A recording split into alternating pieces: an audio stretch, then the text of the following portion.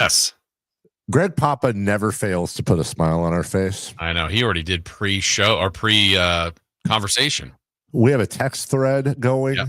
and what he sent us is going to keep us smiling all weekend long as we welcome in the voice of the San Francisco 49ers, who is going to be eating better than any of us are this weekend. The one, the only Greg Papa. Hey, buddy. Good morning. We got to explain what's going on. So last week we were talking about going to Nolans. I love going to New Orleans, Louisiana, some of the West. Obviously, Bourbon Street and Frenchman Street. You can get after it there, but what great cuisine. So many great restaurants, so many great places to go to. And one of my favorites, and I know you guys love it equally as well, is the Central Grocery. Mm-hmm. Central Grocery is right in the heart of it, right down there in the quarter. And I mentioned, because I went in Sunday for another chemotherapy infusion, and it happened right at kickoff of the game. So I didn't watch hardly any of it live, and I watched it back, maybe 5-6 times after. So I thought it'd be great to bite into, you don't want a beignet necessarily early in the morning or a poo boy. I love the muffaletta sandwich. And so the other day, and I'm getting so much food delivered to my home. It's so beautiful. Everybody's sending me stuff. This big box comes, and it's the Gold Belly, and it's from the Central Groceries, and it's 2 big, huge muffalettas. I thought, honestly, my first thought was because I haven't brought this up except on our show last week, so I thought it was from you guys. And then I'm going through the Gold Belly. It was from Mike Hoss, the radio voice of the New Orleans Saints. Wow. With a beautiful note for me. And I don't know Mike all that well. But he wanted to cheer me up. Maybe he saw our show or something. And anyway, I have not had any yet. I threw it in the freezer after it arrived on the other day. I've got it out of the freezer to send you the picture. I'm going to move it into the fridge. And at 2:00 when I'm done with my radio show, I think I'm going to bite into a muffaletta and celebrate belatedly a little bit, but pretty quality win to go on the road and beat that team in the Dome and to get off to a 2-0 start. So we're going to muffaletta at about 2:00 today. Great thing about that, which, by the way, and I know we'll talk Niners, but my goodness, it is, in my opinion, the greatest sandwich in the world. But on top of that, it is incredibly freezable. It is incredible. Some people might be thinking, oh, lettuce, tomato. No. The muffaletta needs none of that. Olive tapenade, the very famous bun, all the meats and cheeses. You can put that in the freezer, take it out. It's going to be just as good, if not better, because everything's going to have melded on Sunday, Greg. And you got 2 of them. You're going to be eating for a year. Are you actually make these, right? You're able to make these at home? You know the recipe. Yes, it is. It is the greatest sandwich in the world. The bread kind of looks like it kind of looks like it went to the blood bank and forgot to say when sometimes. But blood bank. I've lived in blood banks for 2 months. Too soon, Dave. Too soon. Wow. Ouch, Dave. I'll just keep stepping in it. It's a fantastic sandwich, Greg. Oh, it's so good, so good. You know what else I got sent? And I'm Buffalo has this square pie. It's called a bocce pizza, which I'm not a huge fan of. It wasn't my favorite pizzeria. But my buddies also from Buffalo, to get me ready for the Bills game last night, sent me the traditional bocce pizza, which is by far the most popular pizza in all of Buffalo. So I was able to get a little of that going while I watched the Bills get off to a 3-0 start. And now we'll see.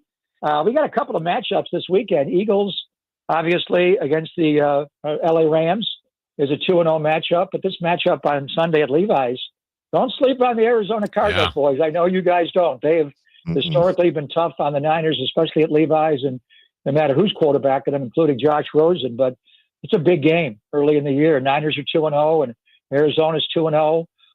Philadelphia beats the Rams. I mean, in theory, the winner of this game could, on the 21st night of September, be in first place in the NFC West. Dave and I were talking about this, Greg, during the week. It's like there are better teams than the Cardinals, but what is it about? Is it a matchup thing that is just kind of year by year given the Niners fits? It's totally different because they've gone through so many different coaches. I remember 2018, before I even started doing the Niners, Jason, Josh Rosen. Remember Josh Rosen? Of course. Number 10 overall pick in the draft. He win like 3 games in his career and 2 were against the Niners. He opens the game with a 75-yard bomb post route to Christian Kirk right over the safety, Adrian Colbert. I was doing pre and post then. I mean, I was like, what's going on? And then I remember going there later in the year, and he has a big play at the end. Larry Fitzgerald will walk off, and they won. I remember even Niner playoff teams. What year was it? 21? Maybe the worst loss. And they've had a few, and they had some injuries. I remember James Conner just trampling the Niners at Levi's. Like, it got ugly. There was like chalk outlines of Niner defenders trying to tackle him. It was bad. And I think that was Colt McCoy. That was Colt McCoy, a quarterback that game. That wasn't even Skyler, now that I'm thinking about it. Kyler. So it's been different. It's hard to say. I would say this team is back to being a bully kind of team, where they got away from it a little bit when they brought in Kingsbury and got air raid. And this coaching staff, this is Philadelphia, this is just a Jonathan Gannon. So they're going to try to beat you up a little more in the line. Their old line's okay. They're not running it great. The key to their team is their defensive front. And they brought in Josh Sweat, paid him a lot of money, former Philadelphia Eagle. They brought Calais Campbell back. They got Dalvin Tomlinson, who's a great run player. So I think the key to the game, and I think we're all, Brock's out there a little bit trying to get better, but you got to really be able to drop from under center to play quarterback and all the movement stuff. And I don't know if the toe will allow him to do that. So assuming it is Mac Jones, and I thought Mac played well. There were a couple of times he held the ball too long and took an extra bite on his muffaletta in Nolans. You got to get it out quicker. But Mac's not going to run away from any of these guys. Brock will slip and slide and be elusive in the short area quickness. Mac's not that guy. So to me, the key to the game is dealing with their fire zones. They'll come at you with a lot of pressures. Josh Sweat will line up everywhere. They got different jokers that are standing up. Some come, some drop. And then from the traditional inside, Calais Campbell had 2 big sacks against Bryce Young to ice that game last week. And they got Dalvin Tomlinson. Their secondary is ravaged by injury. So I think if you can keep Mac upright, if Mac has a clean pocket, he gets the ball out of his hand on time, he will pierce these guys. And he will hit them down the field for big chunks. They've had a lot of injuries in the secondary. But the way the game could get sideways is if, he gets pressure and takes a strip sack or something, or makes an ill-advised play and turns it over. Or they just control the game. They'll have some snaps where they're so quick and athletic, and they have so many different guys that come at you, led by Josh Sweat, where it could get ugly here and there. But I think that's the key. And the Niners got to get back to running the football a little bit.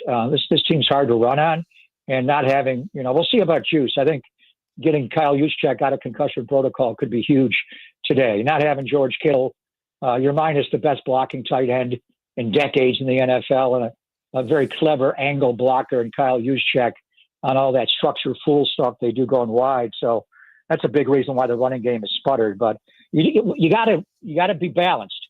What I'm saying is, don't get into second and third and long against this team, because you'll get their overload pressures, their fire zones where some guys drop, some guys come, they overload. You got free hitters coming at the quarterback, and Mac's not going to be able to run away from a free hitter.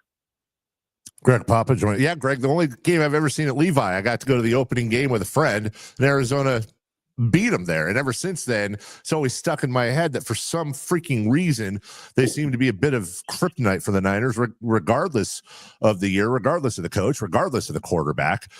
But I want to ask you about something kind of random, but I know with you, I can always do this. Bryce Huff seems to have made an impact both with the team, and he's caught some eyes. I read an article this week, I don't know if you agree with it or not, saying Philly might have misused him and that he's really playing off of Bosa well. Has this been, you think this is a pretty darn good find for the Niners and Robert Saleh? Oh, without a doubt. He's traditionally what they want. He's a 4-down lineman, and he comes at you with a great first step. The misuse is just scheme. And I wonder why Philadelphia, and I love Vic Fangio and Lord Fangio and Howie Roseman, would bring him in and ask him to play, dropping into coverage in a different front. They run a 34 there, and he just did not go straight ahead as much. So he was misused in Philadelphia. He got hurt last year, and then really was not a factor in the playoffs. Going back and watching his Jets tape, and I watched a lot of it when they signed him. It's funny. There's a lot of times they just don't block him. There are a lot of times he was just completely dropped and allowed to go straight line to the quarterback. So part of me, when he had that 10.5 sack year, I was like, do they even know that guy is? They want to slide protection. Maybe not everybody to the other side, but some people on that, at least one, because he would go in. He has a great first step. The get off time on the sack the other day was elite. He's got a little bend around the edge, dropped his shoulder and was able to get the big sack, to get Spencer Rattler rattled there and essentially win the game. He also, when he gets to contact after he turns the edge, and there is a lineman or a back or someone in his way, he kind of just dismisses them. He just goes right through them. He just has a way about him. I think he's a better run player than he's shown, and I think he's playing the run better with the Niners. Saleh loves him. Saleh called him Mariano Rivera when they made the deal to get him. He didn't have to give up much. Philly's paying half his salary. It's a win-win. He's a fit. He's a scheme fit. Basically, in what I call the gold rush when they go to the pass rush. And then, they call it their turbo package, where you got Nick on one side and Bryce on the other. And then you go inside with different combinations of people. You can put Gross Matos in there. You got guys that can eat up the quarterback. Michael could slide in there and rush over a guard. Then you got huge size when you got Gross Matos and Michael. And then you got Broth and Bosa. So, yeah, he's a guy that fits better here than he did in Philadelphia. Saleh loves him, so that'll be his role. Now, in this game, the key thing is to all arrive on time with Kyler. And we're going to find out a little more about Bryce Huff and his discipline in this game. Even Nick sometimes, will go flat and let a guy get outside of him. You cannot let Kyler Murray get outside. If you win your pass rush, and mainly Bryce likes to rush outside, but then it's incumbent on the guys inside to squeeze that down. If Bryce Huff comes tearing around the edge, around Kyler's front side, and he's got a hatch to get out between his right tackle and his right guard, then Bryce Huff is just going to flush him out. He's going to step up, and now you're letting Kyler be Kyler. You don't want him to do that. So that tackle has got to come together. So I think the key thing, obviously protecting Mac, as we said, against their overload pressure. How exactly do you rush Kyler Murray? How do you keep him in the pocket? He is a better pocket quarterback than he was earlier in his career, but he's small. How tall is he? He's 5'11", 6 feet tall. So you want to squeeze it down, not let him get out. So Bryce Huff, be quick. And some of the analytics show he's the quickest of the quickest. But don't be too quick. And make sure somebody's coming with you, and don't take the wrong angle. For heaven's sake. And he'll cross the face, though, a lot, where the lineman will block him to go so far upfield and overstep, he'll just cross and go inside. If you do that, you may have a flat line to get to Murray, but if he gets around you, there's no one on that side of the field, potentially, if they're running verticals on that side for 15, 20 yards. And then good luck chasing this guy down. So, it's one thing to put pressure on him. It's another thing to get him on the ground. And then the other part of Kyler, being a former baseball player that he was, and he was the 10th overall pick of the A's, could have been Ricky Henderson. He will slide late. He will take off and run and pick up first downs. He's not so much Lamar, where he'll take it all the way to the house. He can, and he's done it. But he's going to pick up, 15, 20, 25 going right at you. And then when you're screaming upfield to tag him, he goes into a baseball slide like he's hook sliding at second base right into your feet. And then you got to jump over him and don't take a personal foul on top of that. So there's a lot of challenges. This will be a good game to assess exactly more about Bryce Huff. We know he has the skill set. Does he have the complete discipline to rush the quarterback like a Niner? Greg, listening to you call Niners Cardinals games specifically over the years, I remember matchup that I could tell you enjoyed watching. Unfortunately, we won't have it this week, when it was Kittle versus Budda Baker. That's as good as it gets. But I know you're a fan of Budda Baker. What is it about him that makes him and that back end of that defense so good? I thought about it yesterday when Kittle's not going to play. There was one game in Arizona in particular where George was matched up with Budda. And George looked like he was hurt on the previous play. His arm was bad. And Budda plays everywhere. I don't necessarily think of him as like a great matchup safety on a tight end, but George was young then. And George just caught an in-breaking route, one of those Kittle over the middles. And Budda was right there. He stiff-armed Budda Baker. And then Budda got up, and they went at it. George took him all the way into the end zone for a touchdown. And I think he left the game. I think that was the last play he played that night. I think that was the night we got. It was a Thursday night game, and Jimmy gave us originally the feels great baby line afterwards in the post-game interview. But it was classic, and it was Kittle. It was just Kittle being stone cold Kittle, and Buddha was that. Buddha Baker is maybe the most underrated player we've seen in the league for his career. They almost traded him, and so, I'm surprised they kept him. He's the one guy who made a lot of money that the Bidwells did not move on from. He's a great player, and he's got Jalen Thompson, the other safety next to him, is very underrated. You got to identify where he is. I'm talking about Sweat in their front and all that. Probably the most important guy to identify right away is number 3, where he's going to line up and what's he going to. He plays everywhere. He is truly positionless. They'll line him up all over the front. I know Derwin James is getting a lot of hardball love, and Derwin James is great. There's no doubt he's longer, but Buddha, just the way he fires and how tough he is, and great player. So we'll see. The Niners don't have George; they have all these other tight ends, and we'll see what he does. But if you don't get him blocked, he will single-handedly wreck the running game. He'll be in all facets of the game. I think there's no doubt he's going to be a Cardinals Hall of Famer. You got to look at the numbers when he's all said and done. But he's played like a Hall of Fame player throughout his career, and he's a Hall of Fame person. I don't know. I don't watch a lot of Hard Knocks and all that stuff, but they had one in season, and we were playing him in Mexico City. So I watched a few of them, and his sister was there. He wound up getting hurt that year, torn ACL, and just he's ferocious.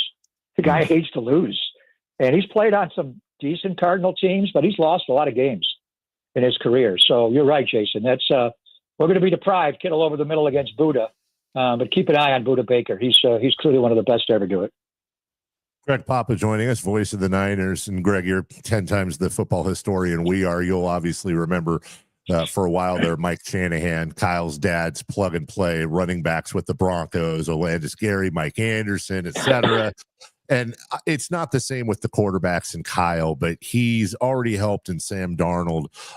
He's helped some quarterbacks resuscitate their careers.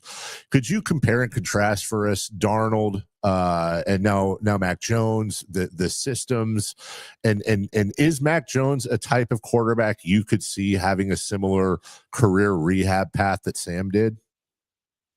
Well, Mac Jones was a Pro Bowler his rookie year, Dave. He was good in New England. He came right in. I studied. That was the year they trade up from 12 to 3 to Duke Pro Day, and they're going to pick 3. Mm-hmm. We pretty much know who's going 1 and 2, and they didn't like Justin Fields, and it was going to be Mac Jones or it was going to be Trey Lance, and I was convinced it was going to be Mac Jones. I did an Iron Bowl a couple of years ago, and he was backing up Tua and Jalen Hurts. He got in the game late, and I'm like, who's this white stiff quarterback? Is this like some donor like paid Saban to play? I'm like, he looked like he couldn't play. He had this big ponson, and I'm like, who's Mac Jones? And then a couple of years later, they're all gone, and they're great. And I watched every snap of that year. He had one bad snap against LSU in the low red zone where this is what I worry about. The unathletic, free hitter comes and just go down or throw it away. He makes us twist and turn and spin and fumbles. And where are you going? Don't do that. But outside of that, he's big. He's got good size. He's smart. He reads the field. You're looking at these guys that are struggling.